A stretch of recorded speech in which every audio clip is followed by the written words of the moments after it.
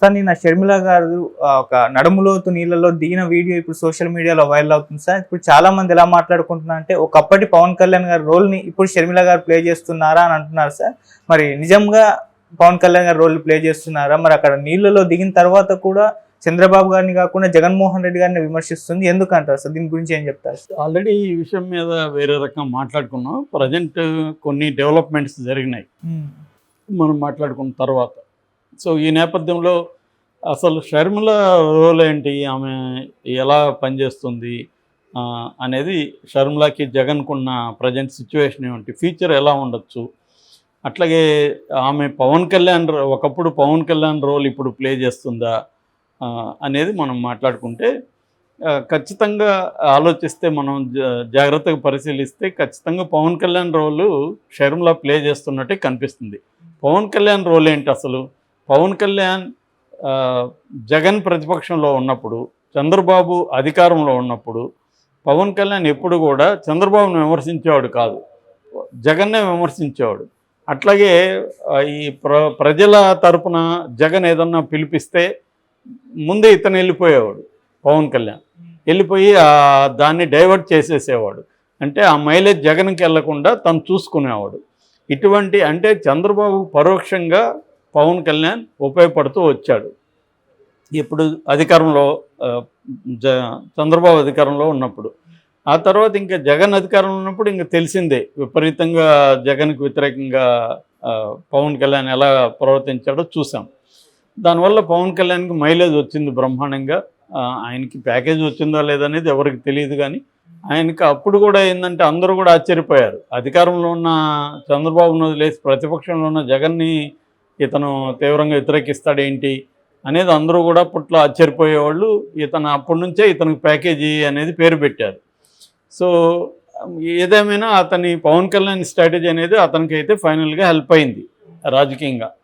So అందువల్ల ఇప్పుడు షర్మిల కూడా అదే రోల్ ప్లే చేస్తుంది. ఎందుకంటే షర్మిలకి నెంబర్ 1 ఎనిమి ఎవరు? జగన్.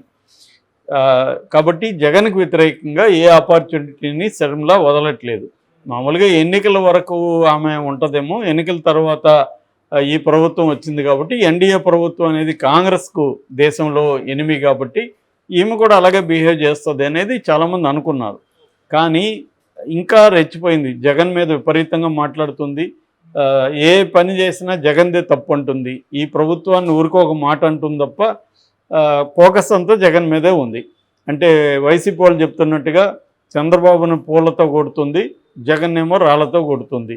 ఇదే స్ట్రాటజీ ఉంది. నిన్న లేటెస్ట్గా జగన్ ఢిల్లీకి వెళ్తే దాన్ని డైవర్ట్ చేయడానికి అన్నట్టుగా ఆమె అర్జెంటుగా, అంతకుముందంతా వరదలు 4 రోజుల నుంచి వస్తూనే ఉన్నాయి, ఎప్పుడు వెళ్ళలే. నిన్న వెళ్ళి పశ్చిమ గోదావరి జిల్లా తాడేపల్లిగూడెం నియోజకవర్గంలో నందమూరు అనే గ్రామానికి వెళ్ళింది. అక్కడ పంట మునిగిపోయింది. ఇదంతా ఒక పంట మునిగిపోయిన పొలంలో నీళ్లు ఫుల్గా ఉన్నాయి. అక్కడ నీళ్ళల్లో దిగి ఆమె నిరసన తెలియజేసింది. అక్కడి నుంచే మీడియాతో మాట్లాడింది. దీంతో మీడియా విపరీతంగా, ముఖ్యంగా తెలుగుదేశం మీడియా దీన్ని కవర్ చేసింది. ఒక సింపుల్ రూల్ ఒకటే మనం గుడ్డి గుర్తు, తెలుగుదేశం మీడియా ఎవరన్నా ఏ వ్యక్తినైనా ఫోకస్ చేస్తూ ఉందంటే ఆ వ్యక్తి వల్ల జగన్కి నష్టం అని మనం ఎవడైనా కళ్ళు మూసుకొని చెప్పేయచ్చు. సో ఇప్పుడు రఘురామకృష్ణరాజుని విపరీతంగా ఫోకస్ చేసింది తెలుగుదేశం మీడియా. రఘురామకృష్ణరాజు వల్ల ఎవరికి నష్టం? జగన్కి నష్టం. లేటెస్ట్గా కిరాక్ కార్పిన అతనుడు, అతన్ని ఎందుకు ఫోకస్ చేస్తుంది?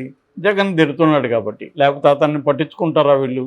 అతను యూట్యూబ్ ఛానళ్ళకి ఎక్కువ అతను. అలాంటి వాళ్ళని main stream media, Telugu Desam media ఎందుకు పట్టించుకుంటుందంటే అతని వల్ల జగన్కి నష్టం అని. అంతకుముందు జడ శ్రవణ్ కుమార్కి విపరీతంగా మైలేజ్ ఇచ్చేది, అతను రివర్స్ అయ్యేసరికి అది పక్కన పెట్టేసింది. క్లియర్గా గుడ్డి గుర్తు ఏంటంటే తెలుగుదేశం మీడియా ఎవరినైనా ఫోకస్ చేస్తుందంటే వాళ్ళ వల్ల జగన్కి నష్టం అని కళ్ళు మూసుకొని చెప్పేయచ్చు. అలాగా ఇప్పుడు షర్మిల అని తెలుగుదేశం మీడియా ఫోకస్ చేస్తుందంటే అర్థం ఏంటి? షర్మిల వల్ల జగన్కి నష్టం ఉంది, దీనికి మనం మైలేజ్ ఇస్తే మనకి వెళ్ళిపోతుంది. అది నేనేమి తప్పనట్లేదు. ఇప్పుడు అందరూ మీడియాలు ఇదే చేస్తున్నారు, వాళ్ళు ఎఫెక్టివ్గా చేస్తున్నారు. తప్పుల గురించి మాట్లాడలే, ఏం జరగబోతుందో చెప్తున్నా, నేను ఏం జరుగుతుందో చెప్తున్నా. ఇక్కడ మనం జడ్జిమెంటల్గా నేను మాట్లాడట్లేదు. ఎందుకంటే ఎవరిది తప్పు ఎవరిది ఉప్పు అని చెప్పే పరిస్థితి వాళ్ళు అందరూ ఒకటే. ఇక్కడ ఎవడి సామర్థ్యాన్ని బట్టి వాడు బిహేవ్ చేస్తుంటారు అంతే. ఇక్కడ ఏ పొలిటికల్ పార్టీలకి తేడా ఎసెన్స్లో కానీ ఏమి లేదు, అసలు ఐడియాలజీ అనేది ఏమి లేదు. ఎందుకంటే ఒక పొలిటికల్ పార్టీలో మెయిన్ నాయకులంతా కానీ మనం లిస్ట్ వేసి ఒక 50 మందిని చూస్తే వాళ్ళు ఒక 10 ఏళ్ళుగా ఒక పార్టీలో ఎవడు ఉండట్లేదు. ఏ పార్టీ అధికారంలోకి వస్తే ఆ పార్టీ షిఫ్ట్ అయిపోతున్నారు. సో అందువల్ల ఎవరికి ఇక్కడ పొలిటికల్గా ఐడియాలజికల్గా కానీ లేకపోతే ఇంకోటి కానీ వాళ్ళకి ఏమి ఉండవు. అధికారమే వాళ్ళకి పరమావధి. అలాగా ఇప్పుడు షర్మిల ముందున్నది కూడా ఆమెకు తను ఎట్లా రాజకీయంగా గ్రో అవ్వాలనేది ఆమెకున్న కర్తవ్యం. దానికి కాంగ్రెస్లో ఉంది. అది కుదరదు అనుకుంటే ఆమె కాంగ్రెస్ నుంచి కూడా బయటకు వస్తుంది. అదేమి కాంగ్రెస్ మీద ఆమె ప్రేమేం లేదు. కాంగ్రెస్ మీద కాంగ్రెస్ అభివృద్ధి కోసం ఆమె పనిచేయదు. తన అభివృద్ధి కోసం పనిచేసుకుంటుంది. దానికి కాంగ్రెస్ ఉపయోగపడితే కాంగ్రెస్లో ఉంటుంది. రేపొద్దున కాంగ్రెస్ రాహుల్ గాంధీ సీరియస్గా తిట్టాడు, అమ్మ నువ్వు చేయాల్సింది ఏంది, చేస్తున్నది ఏంది, నువ్వు చేయాల్సింది ఎన్డీఏ ప్రభుత్వానికి వ్యతిరేకంగా పోరాటం, అది వదిలేసి మీ అన్న జగన్ మీద పోరాటం చేయడానికి కాంగ్రెస్లో ఎందుకున్నావు అందుకని రేపు అడిగాడు అనుకో ఆమె కాంగ్రెస్ నుంచి కూడా బయటకు వచ్చేస్తుంది. క్లియర్గా షర్మిల అజెండా కానీ గోల్ కానీ ఆమె జీవిత లక్ష్యం కానీ తనకి ఇంపార్టెన్స్ ఇవ్వని లేకపోతే తనకి ఆస్తిలో వాటా ఇవ్వని జగన్ను నాశనం చేయాలనేది ఆమె కంకణం కట్టుకునింది. దాని వైపున ఆమె పనిచేసుకుంటూ వెళ్తుంది. అందుకని ఆమె జగముండి ఆమె ఎవరి మాట వినదని విజయమ్మ కూడా వదిలేసింది అనేది కూడా చాలామంది వీళ్ళ ఫ్యామిలీ బాగా తెలిసిన వాళ్ళు చెప్తుంటారు. సో మామూలుగానే రాజారెడ్డి లక్షణాలు ఆమెకు వచ్చారు. రాజారెడ్డికి కూడా ఈ మొండితనం ఉండేది, అదే వచ్చాయని. రాజశేఖర రెడ్డి కొంత ఫ్లెక్సిబుల్గా ఉండేవాడు. జగన్కి ఈమెకిద్దరికి ఇలాంటి మొండితనం వచ్చాయని జగన్ కూడా రాజకీయంగా కొంత ఫ్లెక్సిబుల్గా ఇప్పుడు మారడం మొదలుపెట్టాడు. సో ఈమె ఆ మొండిగానే ఉంది. అంటే తనకి కక్ష జగన్ మీద ఉంది కాబట్టి దాన్ని తీర్చుకునే పనే చేస్తుంది. ఆమెకి పవన్ కళ్యాణ్ ఆదర్శం కావచ్చు, ఎందుకంటే జగన్ చేయాల్సిన ప్రతిపక్ష పని ఆమె ప్రధానంగా తీసుకునింది. దాంట్లో కూడా జగన్నే విమర్శిస్తుంది. నిన్న అక్కడికి వెళ్ళి పంట నష్టానికి దీనికంతా కారణం జగనే అని విమర్శిస్తుంది. ఒక మాట వీళ్ళని అనలేదా అంటే అన్నింది ఖచ్చితంగా. వీళ్ళు పంట నష్టానికి పరిహారం ఇవ్వాలి, 40,000 ఎకరాల్లో ఈ నియోజకవర్గంలో పంట నష్టం జరిగింది, దీనికి చంద్రబాబు ప్రభుత్వం పరిహారం ఇవ్వాలని ఒక మాట మాట్లాడింది. అట్లాగే మళ్ళీ సేమ్ రికార్డ్ వేసింది. ఇక్కడ రేవంత్ రెడ్డి రైతు రుణమాఫీ చేస్తున్నాడు, ఇక్కడ కూడా చేయాలనింది. నిజానికి నేను మొన్న కూడా చెప్పా, చంద్రబాబు ఇవ్వని హామీని ఈమె నెరవేర్చమంటుంది. ఆయన ఇచ్చిన సూపర్ 6కి దిక్కులేదు, అక్కడ దాని గురించి మాట్లాడట్లేదు ఆమె. సూపర్ 6 అమలు చేయట్లేదు అనేది నిలదీయాలి కదా ఆమె, అదేమి చేయట్లేదు.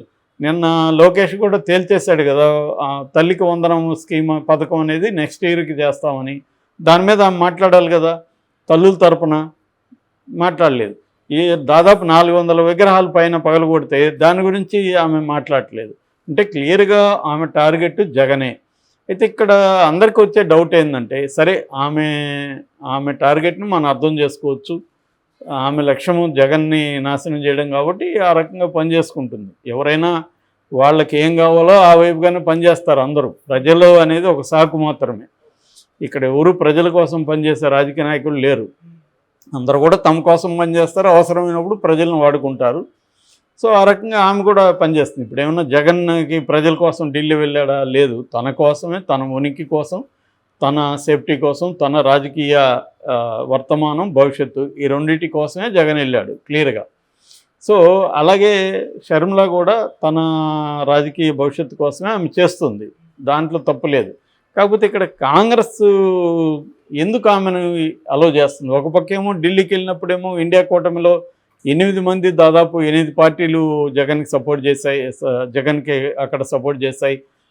ఇంపార్టెంట్ పార్టీలు అన్నీ కూడా, ఆపు వెరీ ఇంపార్టెంట్ పార్టీ ఇండియా కూటమిలో, Trinamool Congress important party, Akhilesh Yadav important party, Shiv Sena Uddhav ఠాకరేది, జేఎంఎం ఆల్రెడీ అధికారంలో ఉంది జార్ఖండ్లో కాంగ్రెస్తో కలిసి. సో వీళ్ళందరూ చేశారంటే రాహుల్ గాంధీకి వ్యతిరేకంగా చేయరు కదా వీళ్ళు. రాహుల్ గాంధీ నో వద్దు అని గట్టిగా చెప్తే వీళ్ళు వెళ్ళి చేయరు కదా. క్లియర్గా వాళ్ళు ఏంటంటే మోడీకి వ్యతిరేకంగా ఎవరు గొంతు విప్పినా సపోర్ట్ చేద్దాం అనేది వాళ్ళకున్న టార్గెట్. వాళ్ళకి ఆంధ్రప్రదేశ్ రాజకీయాల పట్ల ఇంట్రెస్ట్ లేదు. మోడీకి వ్యతిరేకంగా దేశంలో ఎవరు గలం విప్పి ఢిల్లీకి వచ్చినా, ఒక మాజీ ముఖ్యమంత్రి వచ్చాడు కాబట్టి మనం దాన్ని ఉపయోగించుకొని మోడీకి యాంటీగా మనం ఉద్యమాలని బిల్డప్ చేయడానికి ఇది ఒక ఆపర్చునిటీకి ఉపయోగిద్దాం అనేది వాళ్ళకున్న గోల్. ఎవరి పొలిటికల్ గోల్కి అనుగుణంగానే వాళ్ళు బిహేవ్ చేస్తారు. సో అలాగా వాళ్ళు చేశారు. సో ఈ నేపథ్యంలో షర్మిలాని ఎందుకు జగన్ మీద పోరాటం చేస్తూ ఉంటే, ఎన్డీఏ కూటమి మీద పోరాటం చేయకుండా ఉంటే రాహుల్ గాంధీ ఎందుకు అలా చేస్తున్నాడు అనేది ఇప్పుడు $1 మిలియన్ ప్రశ్న. దానికి ఒక పాజిబుల్ ఆన్సర్ ఏంటంటే, కాంగ్రెస్కి ఆమె తప్ప దిక్కు లేదు. దిక్కు లేనప్పుడు ఆమెను కూడా మనం ఇప్పుడు వదులుకుంటే కాంగ్రెస్ అసలు ఇంకెవరున్నారు కాంగ్రెస్కి? సరే ఆమె మంచో చెడ్డో ఒక కాంగ్రెస్ ఫేస్గా ఉంది కదా అని వదులుతున్నట్టుగా మనకు కనబడుతుంది. ఇది ఏమన్నా ఓపెన్గా జగన్ కానీ రేపు ఇండియా కూటమి వైపు వెళ్తే అప్పుడు షర్మిలాకి ఇబ్బంది అవుతుంది తన గోల్కి. అప్పుడు జగన్ గట్టిగా మాట్లాడలేదు, ఎందుకంటే జగన్ కూడా కూటమిలో ఉంటాడు కాబట్టి, మిత్రపక్షం కాబట్టి. అప్పుడు ఒకవేళ మాట్లాడినా కూడా రాహుల్ గాంధీ కూడా చెప్పాల్సి వస్తుంది, రాహుల్ గాంధీకి కూడా.